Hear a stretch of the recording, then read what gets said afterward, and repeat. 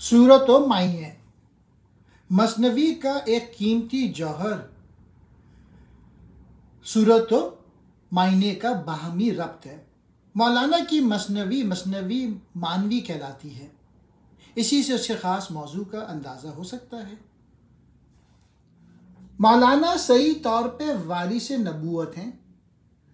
نبی کریم صلی اللہ علیہ وآلہ وسلم کو خدا نے حکم دیا کہ دیکھو تمہیں 3 قسم کے لوگوں سے واسطہ پڑے گا۔ ایک وہ طبقہ ہے کہ جن کی ذہنی سطح ایسی ہے کہ اس کے لیے معزت ہی کام آ سکتی ہے، ایسوں کو تم معزت سے خدا کی طرف بلاؤ۔ ایک دوسری قسم ان لوگوں کی ہے جو بحث اور مناظرہ اور مجادلہ چاہتے ہیں۔ ایسے لوگوں کو بھی تم یہ نہیں کہہ سکتے کہ جاؤ میں بحث نہیں کرتا، ان سے ضرور بحث کرو، لیکن جھگڑالو انداز سے نہیں جو عام مناظروں کا رویہ ہوتا ہے۔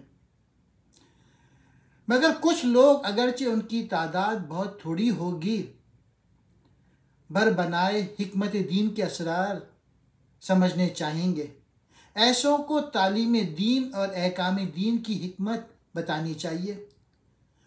خدا خود حکیم ہے اور اس کی کتاب بھی قرآن حکیم ہے۔ خود مثنوی میں بھی مولانا نے جبر و اختیار کے مسئلے کو شیر اور خرگوش کی بحث میں بڑی بلاغت سے بیان کیا ہے۔ بچے جب حکایتیں پڑھتے ہیں تو اس یقین کے ساتھ پڑھتے ہیں کہ واقعی شیر نے آدمی کی طرح بات کی اور خرگوش یا لومڑی نے آدمی کی طرح جواب دیا۔ جب خدا کہتا ہے کہ خدا کی یہاں ایک میزان ہے جس پر اعمال تولے جائیں گے، تو بڑے بڑے مفکرین بڑی سنجیدگی سے یہ بحث کرنے لگتے ہیں کہ ترازو ایک مادی قسم کی چیز ہے، اس کے پلڑے ہیں، خدا اعمال میں وزن پیدا کر دے گا تو ہر مثقال و ذرہ اس میں اسی طرح تل جائے گا جس طرح مادی اشیاء تلتی ہیں۔ کہتے ہیں کہ خدا قادر اعمال میں جو آراز ہیں مادی وزن پیدا کر سکتا ہے۔ بعض مفکرین نے کہا نہیں، آراز میں وزن پیدا ہونا تو محال ہے، لیکن نامہ اعمال کا کاغذ پلڑوں میں تل سکتا ہے، چنانچہ حشر میں بھی ایسے ہی ہوگا۔ مولانا فرماتے ہیں کہ مادیت و جسمانیت پر نظر جمانے والا سب سے پہلے ابلیس تھا۔ آدم کا علم جو ہو، مولانا نے اس کو کئی قسم کی مثالوں سے واضح کیا ہے۔ کہتے ہیں کہ دیکھو کوئی ثمر بغیر پوست کے نہیں ہوتا۔ فطرت جہاں مغز پیدا کرتی ہے وہاں اس کے اوپر چھلکے کا غلاف ضرور چڑھا دیتی ہے۔ اگر غذائیت زیادہ تر مغز میں ہے، لیکن چھلکے کے بغیر مغز کی حفاظت نہیں ہو سکتی۔ قرآن حکیم کا مغز بھی الفاظ کی ہڈیوں کے اندر ہی ہے۔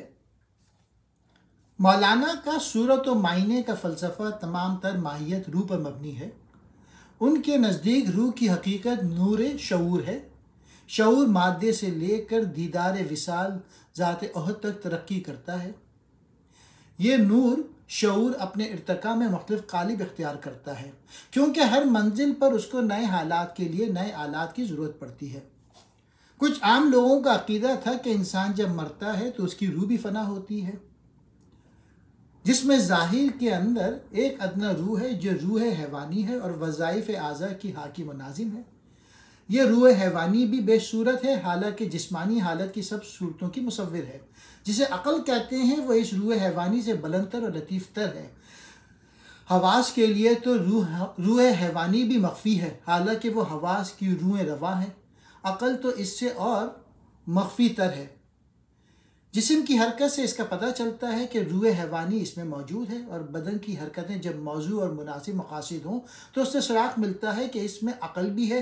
لیکن ان تمام حرکتوں اور صورتوں کا یہی قانون ہے کہ عقل حیوانی اور عقل انسانی روح کے ادنا مدارج ہیں۔ مولانا کے نزدیک جسم مقابلتاً ایک آنی جانی اور فانی چیز ہے، اور روح کی حقیقت کو موت سے کچھ تعلق نہیں۔ روح کو اس دنیا میں مادی جسم کے ساتھ باندھے رکھنا مقصود حیات نہیں۔ اس روح کو پھر عالم آخرت میں عذاب و ثواب کی خاطر ارکان خاک کے قفس میں اسیر کرنا حقیقت روح اور حکمت الہیہ سے بعید ہے۔ روحانی ترقی کے بغیر جسم کی صحبت ناجس کی طرح روح فرسا ہو جاتی ہے۔ مولانا کے نزدیک قیامت اس حالت کا نام ہے جب کہ کافر و مومن و مشرک سب پر حقیقت بطور عین الیقین اور حق الیقین منکشف ہو جائے گی، لیکن جب تک خاکی تن روح کے لیے حجاب بنا ہوا ہے تب تک یہ کیفیت نہیں ہو سکتی۔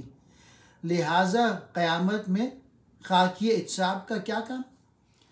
یہ خیال کہ روح افلاک میں نہیں سما سکتی بلکہ افلاک اس کے گوشے میں سما جاتے ہیں، اس کو اکثر اہل دل صوفی مزاج شعراء نے مختلف طریقوں سے دلکش انداز میں بیان کیا ہے۔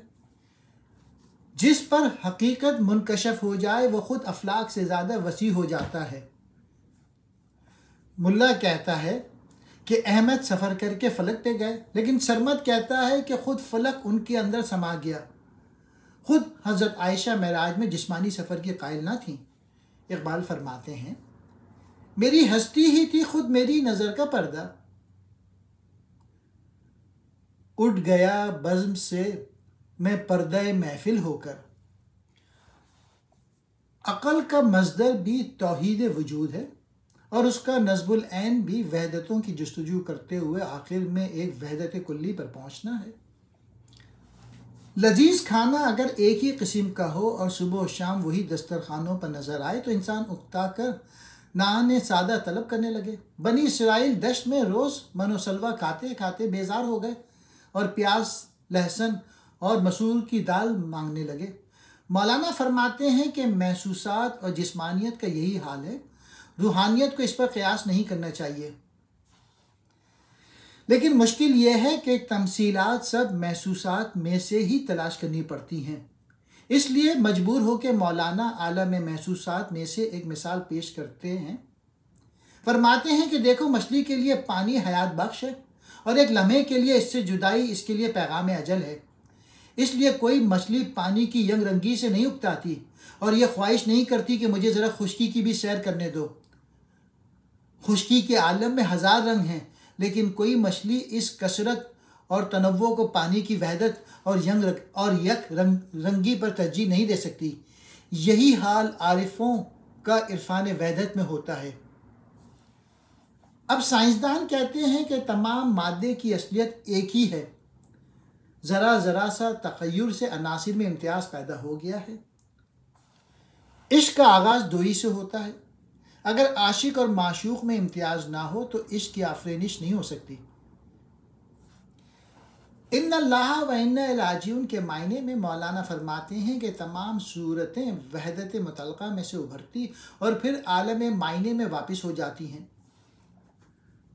سکون محال ہے قدرت کے کارخانے میں، ثبات ایک تغیر کو ہے زمانے میں۔ مسلمان ظاہر پرست بھی اب تک یہی سمجھتے ہیں کہ افلاک ہم سے بلند تر ہیں اور فرشتے یا نوریوں کا مقام افلاک میں ہے۔ افلاک کے اوپر عرش ہے اور عرش کے اوپر خدا کی کرسی، اور خدا کے پاس پہنچنے کے لیے افلاک کو عبور کرنا پڑتا ہے، جس کے لیے کوئی غیر معمولی پرواز کی سواری چاہیے۔ فرشتے آسمان سے زمین پہ اترتے ہیں اور زمین والوں کے اعمال کی خبر اوپر افلاک پر پہنچاتے رہتے ہیں۔ دین میں بہت سی ظاہر پرست اس غلط تصور سے پیدا ہیں۔ اس لیے مولانا مثنوی میں جا بجا مکانیت اور جہد کے خلاف جہاد کرتے ہیں کہ لوگوں نے رفعت مکانی کو رفعت اقدار سمجھ لیا ہے اور معراج و عروج روحانی کو ارتقائی سمجھنے کے بجائے مکانی سمجھتے ہیں۔ کثرت سور اور وحدت معنی کے متعلق مولانا کا جو عقیدہ ہے اس کو اصل قرار دے کر انہوں نے بعض اہم نتائج اخذ کیے ہیں جس سے دین کے بہت سے حقائق پر روشنی پڑتی ہے۔ مثنوی کی خصوصیت یہ ہے کہ بعض نادر افکار جن تک فقہ اور اہل ظاہر کی رسائی نہیں ہوتی ان کو مولانا قرآن کریم کی تعلیم سے اخذ کرتے یا نبی کریم یا دیگر انبیاء کرام کے اقوال و افعال سے۔ کعبے کے سنگ و خش کی تعمیر کو خدا کا گھر سمجھ لینا اور اس کی تعظیم کو پرستش کی حد تک پہنچا دینا، یا فقہ کے دفتر کو عین دین سمجھ لینا، اسرار دین سے بے خبری کا نتیجہ ہے۔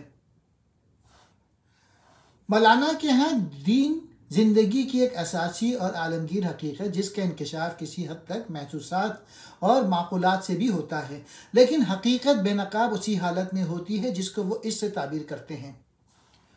کفر کی تاریکی سے آشنا ہو کر ایمان کی لذت میں اضافہ ہو جاتا ہے۔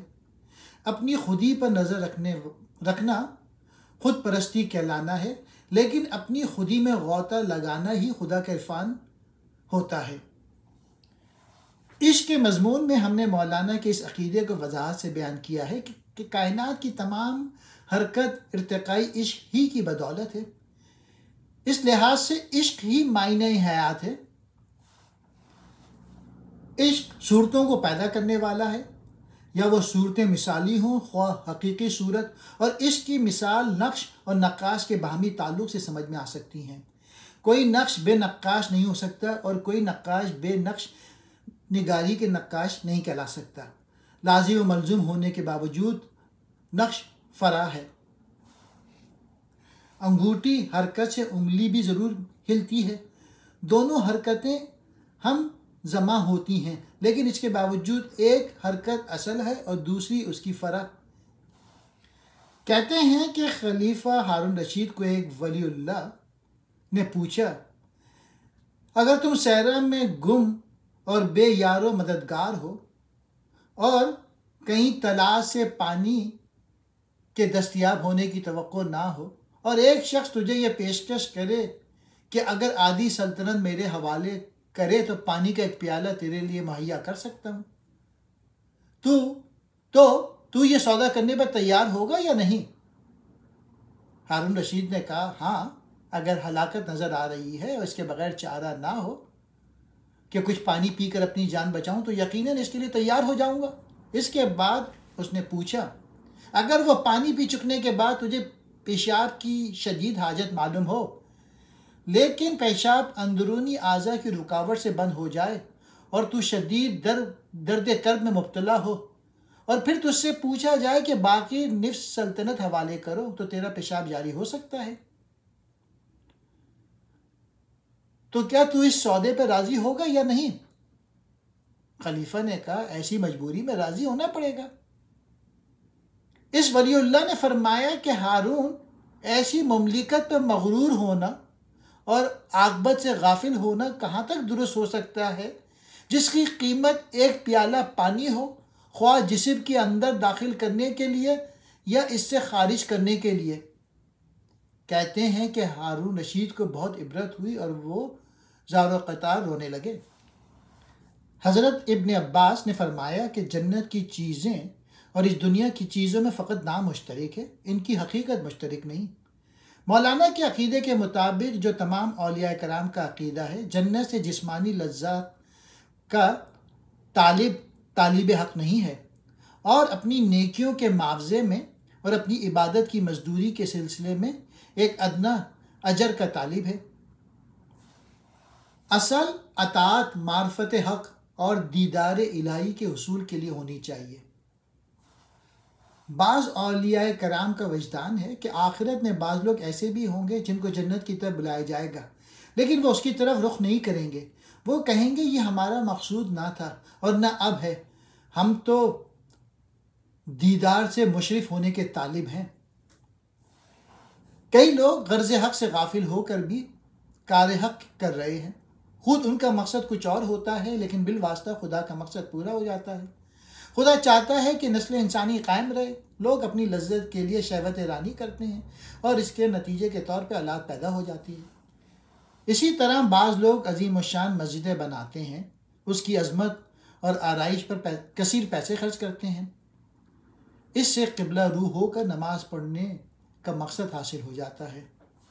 فرماتے ہیں کہ اولیاء کی بزرگی ان کی صورت کی وجہ سے نہیں، ان کی بزرگی روحانی مراتب کی بزرگی ہے، جس کا تعلق نہ جسمانی صورت سے ہے اور نہ مکانی رفعت سے۔ اصل بزرگی مرتبہ حیات کی بزرگی ہے۔ عالم روحانی کا عروج اور طرح کی چیز ہے۔ اقبال فرماتے ہیں، نہ ہے زمان نہ مکان، لا الہ الا اللہ۔ تمام مثنوی اس مضمون سے بھری پڑی ہے کہ صورت کی طرف نہ جاؤ اور اسی کو حقیقی وجود نہ سمجھ لو، کیونکہ صورت معنی کی مظہر ہے اور معنی روحی چیز ہے۔ مولانا رومی نے مثنوی میں جا بجا مسائل پر عقلی بحثیں بھی کی ہیں اور ان کے ضمن میں حکیمانہ نکات بھی بیان کیے ہیں۔ لیکن مولانا کا اصل مسلک یہ ہے کہ عقلی بحث ایک حد تک رہنمائی کر سکتی ہے، لیکن زندگی کے انتہائی مسائل میں عقل سے بالاتر وسائل انکشاف حقیقت موجود ہیں۔ مولانا لکھتے ہیں کہ عقل منطقی اس لیے بھٹک جاتی ہے کہ تمام روابط کو مکانیت کے زاویہ نگاہ سے سمجھنے کی کوشش کرتی ہے۔ زمانے کی ماہیت مکان سے بالکل الگ ہے، لیکن عقل جب زمان کو بھی قیاس کرتی ہے تو مکان پہ قیاس کرتی ہے۔ مولانا کہتے ہیں کہ خود تمہارے وجود کے اندر بھی جو مکان میں ہے، طرح طرح کے غیر مکانی روابط موجود ہیں۔ خدا کا رشتہ موجودات کے ساتھ اس سے زیادہ قریبی اور زیادہ گہرا ہے جو بصارت کی آنکھ سے یا عقل کا مغز سے ہے۔ شہرک کا تعلق انسان کی جان سے بہت قریبی ہے، لیکن قرآن کریم کہتا ہے کہ خدا کا قرب روح انسانی سے اس سے کہیں زیادہ ہے۔ جب بدن سے جان کا قرب بے کیف و کم ہے تو خدا یعنی ہستی مطلق کا تعلق موجودات سے اور بھی زیادہ ہے۔ وحدت وجود کی بحث میں ذات و صفات کے باہمی تعلق کی بحث بھی آ جاتی ہے۔ صفات کا ذات سے کیا تعلق ہے؟ اگر خدا واحد ہے تو اس میں صفات کی کثرت کیسے ہو سکتی ہے؟ صفات خدا کی ذات میں داخل ہے یا اس پر زائد ہے؟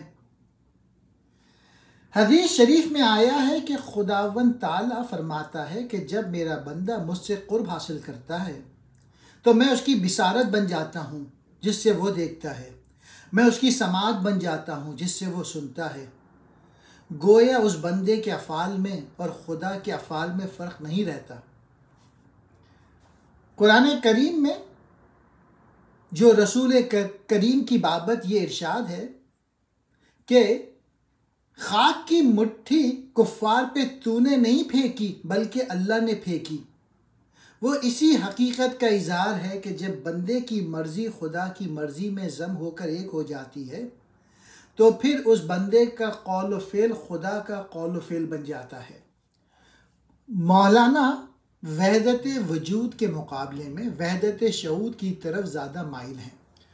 مثلا رومی کہتے ہیں کہ شمع کی لو کو سورج کے سامنے رکھ کر دیکھو، روشنی کالعدم ہوتی ہے، حالانکہ وہ ایک لحاظ سے جوں کی تو موجود ہے۔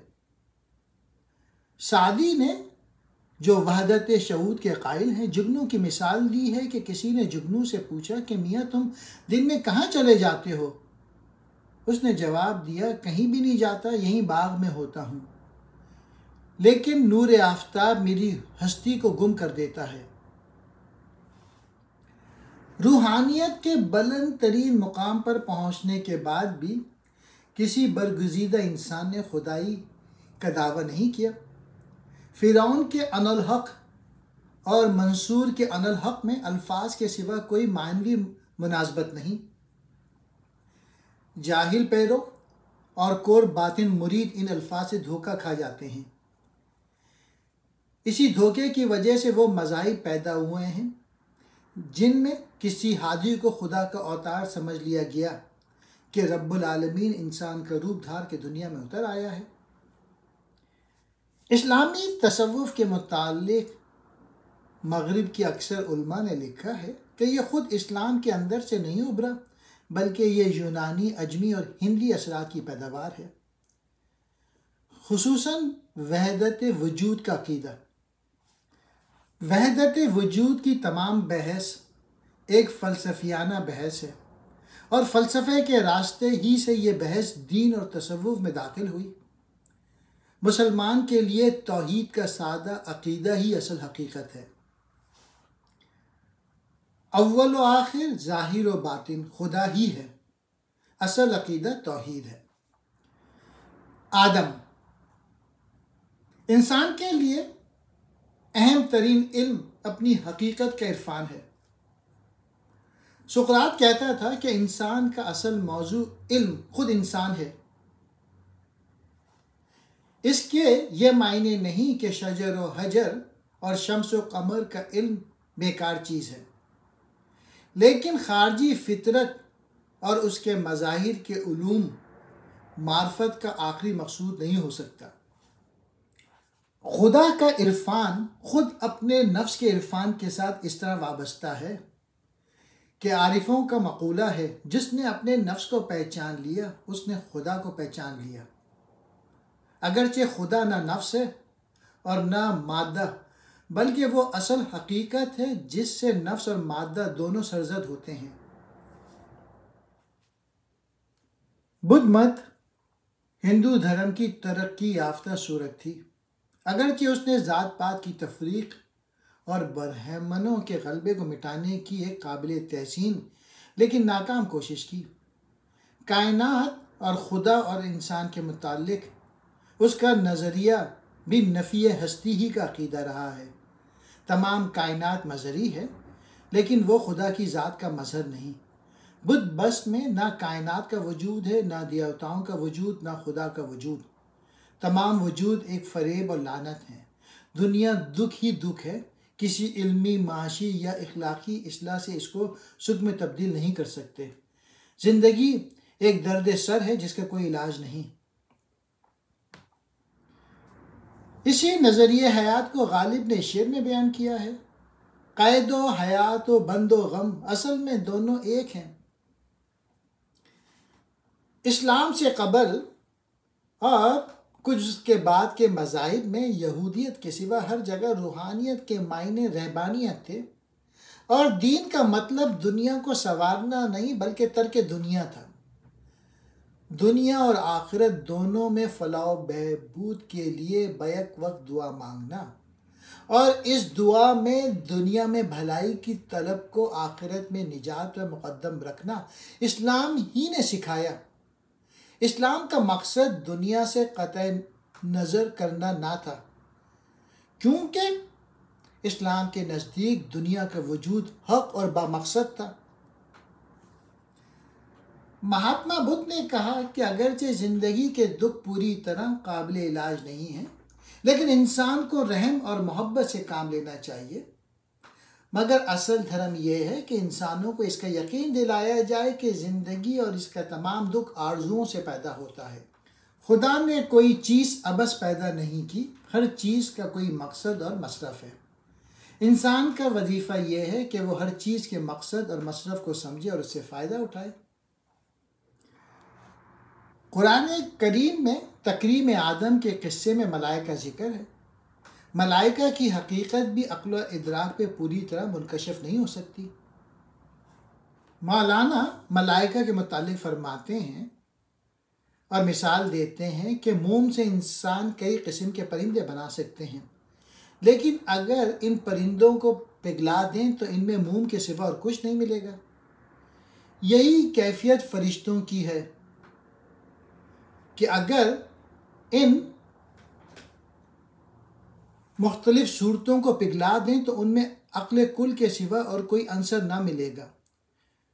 قرآن کی تعلیم یہ ہے کہ کائنات میں خدا کے بعد انسان کا درجہ ہے۔ مشرکین کے مذاہب میں یا تو خدا کا کوئی تصور ہی نہ تھا۔ اسلام میں دیوتا نہیں، ملائکہ جو اللہ تعالیٰ کی مرضی کے مطابق عمل کرتے ہیں۔ ملائکہ کی اپنی خواہشوں کا کوئی وجود نہیں۔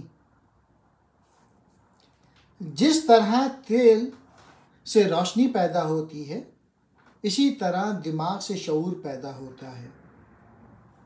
قرآن کریم نے آدم کو کائنات کی قوتوں اور اس کے اسرار کا امین قرار دیا ہے۔ خدا نے جس امانت کا ذکر کیا ہے اس کے متعلق حکمہ صوفیہ اور مفسرین نے مختلف نظریات پیش کیے ہیں۔ انسان کو صاحب اختیار ہستی بنایا گیا ہے اور اس کو خلافت کا عظیم و شان کام سپرد کیا گیا۔ صاحب اختیار ہونے کی وجہ سے انسان اس امانت میں خیانت بھی کر سکتا ہے، چونکہ یہ علم اور عدل اور عشق کی امانت ہے، جہل اور ظلم اس امانت میں خیانت ہے۔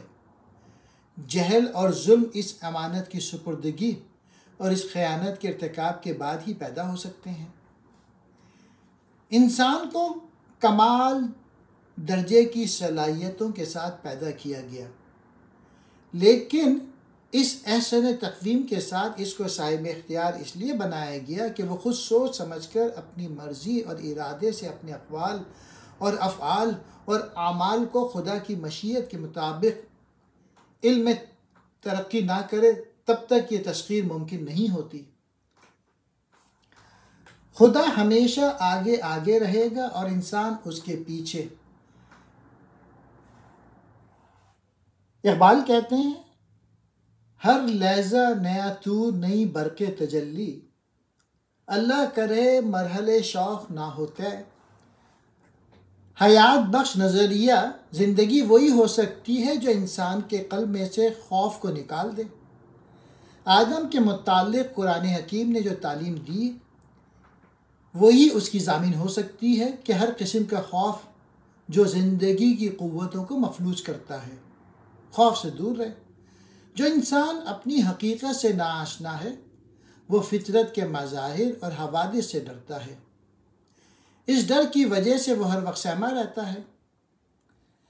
اس کا ڈر غیر موجود معبودوں کو تراشنا اور انسان کا سر ان کے سامنے خم کرتا ہے۔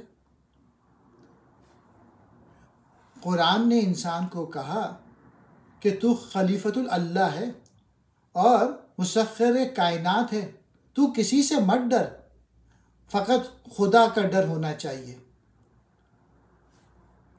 خدا انسان کو پیدا کر کے اس کو فلاح و خسر ان دونوں کے راستے دکھا دیتا ہے۔ ان مختلف راستوں پہ چلنے کے مختلف نتائج بھی اس پر واضح کر دیتا ہے، پھر اس کے اختیار پہ چھوڑ دیتا ہے، چاہے تو جنت کا راستہ اختیار کرے اور چاہے تو جہنم کی راہ لے۔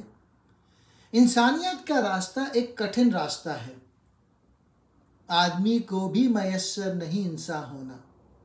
اس راستے میں آدمی قدم قدم پر خطرات اور وسواس سے دوچار ہوتا ہے۔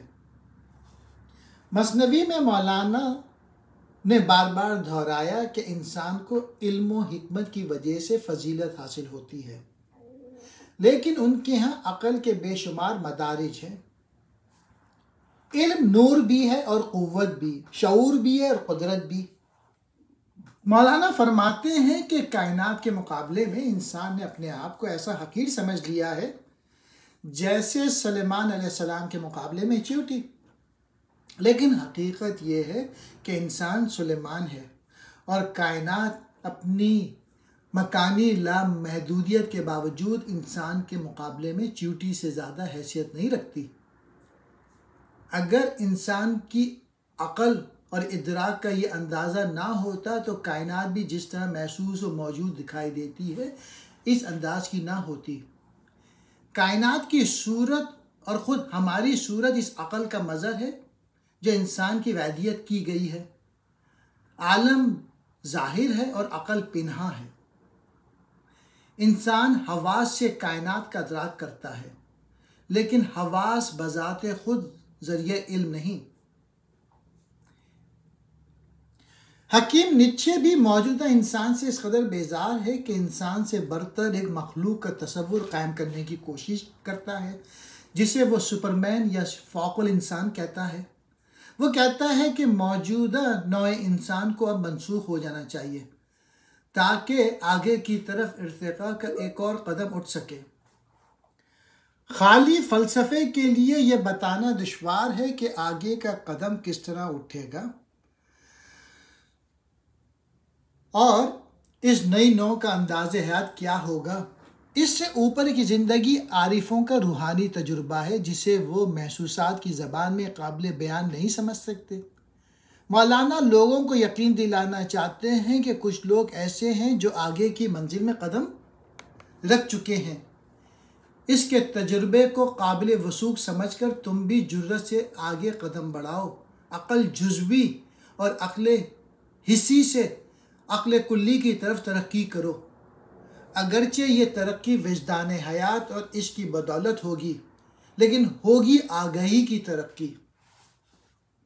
علامہ اقبال بھی جو عارف رومی کی طرح عروج آدم کے قائل تھے، حیرت سے پوچھتے ہیں، یہی سلطان ہے تیرے بحر و بر کا؟ کہوں کیا ماجرا اس بے بسر کا؟ نہ خود بین نے خدا بین نے جہاں بین، یہی شہکار ہے تیرے ہنر کا؟ عارف رومی نے آدم کے متعلق قرآن کی اصلی تعلیم کو واضح کیا اور تکریم آدم کو بحال کرنے کی کوشش کی۔ اس نے بتایا کہ انسان کی ترقی کا راستہ کیا ہے اور یہ بھی سمجھایا کہ ترقی کی راہیں مسدود نہیں